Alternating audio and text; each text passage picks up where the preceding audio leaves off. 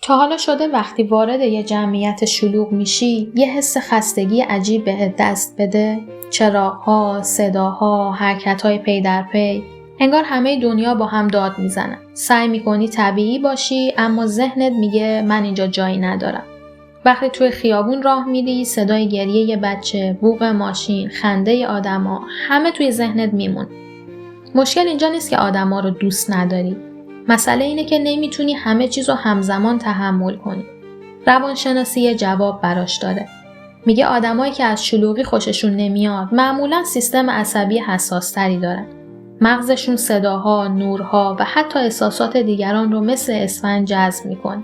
ولی نکته مهم اینه که تو ضد اجتماعی نیستی. تو دقیق و مراقبی. جزئیات کوچیکی که دیگران نمیبینن و تو حس میکنی. دلیل دیگه‌ای که جمعیت اذیتت میکنه اینه که آدم‌ها توی گروه سعی میکنن شبیه هم باشن. اونا ماسک میزنن. اما تو به اصالت و صداقت ارزش میدی. وقتی وسط صدها ماسک هستی، ذهنت از نقش بازی کردن خسته میشه.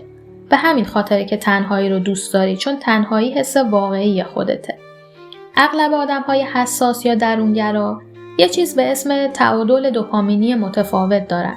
برونگراها وقتی تو جمع هستن انرژی میگیرن، ولی مغز درونگراها به جای انرژی گرفتن بیشتر تحریک میشه. به همین دلیله وقتی تنهایی پیاده روی میکنی، رستوران میری، رانندگی میکنی، موسیقی گوش میدی، ذهنت دوباره پر از انرژی میشه.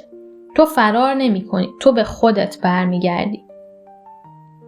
تحقیقات نشون میده کسایی که از جمعیت خوششون نمیاد همدلی قوی تری دارن. مغزشون احساسات دیگران رو بازتاب میکنه. تصور کن یه اتاق پر از احساسات مختلف باشه، شادی، استرس، خشم، همه با هم. طبیعیه که خسته بشی. تو نه فقط یه حس بلکه همشون رو همزمان درک میکنی. ولی یادت باش، هیچ مشکلی نداره که آرامش رو به شلوغی ترجیح بدی.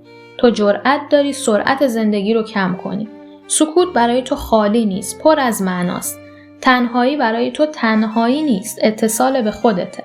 پس دفعه بعد که کسی ازت پرسید چرا اینقدر ساکتی، فقط لبخند بزن.